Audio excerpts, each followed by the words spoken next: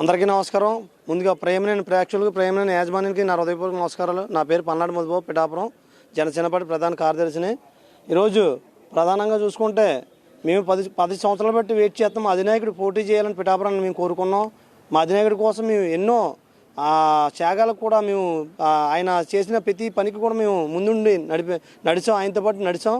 ఇదొకటి ఈ వైసీపీ ప్రభుత్వం వచ్చిన తర్వాత, ఏదైతే 2019లో వైసీపీ ప్రభుత్వం వచ్చిన తర్వాత ప్రజలందరినీ కూడా మభ్యపెట్టి అది చేతని చెప్పి ప్రజలందరినీ మభ్యపెట్టి మోసం చేసిన జగన్మోహన్ రెడ్డిని రేపు 2024 ప్రజలు చిత్తుగా ఓడించి మన ఉమ్మడి ప్రభుత్వాన్ని, మన కూటమిని ముందుకు తీసుకురావడం ఈ ప్రజలు ఎంతో శోచనీయంగా తీసుకుని ముందుకు రావడం జరిగింది.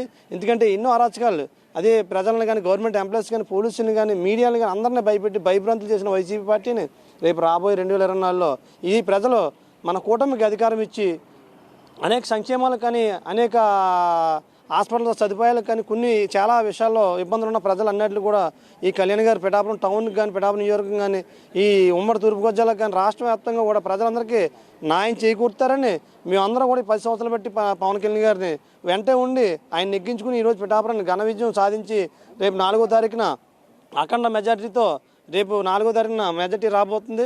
మీ అందరం కూడా సంసిద్ధంగా ఉన్నాం. ప్రజలందరూ న్యాయం చేకూరుతారని పవన్ కళ్యాణ్ గారితో మేము నడుస్తాం. పవన్ కళ్యాణ్ గారు అంటే మేము ఉంటాం. అందరికీ నా హృదయపూర్వక నమస్కారాలు.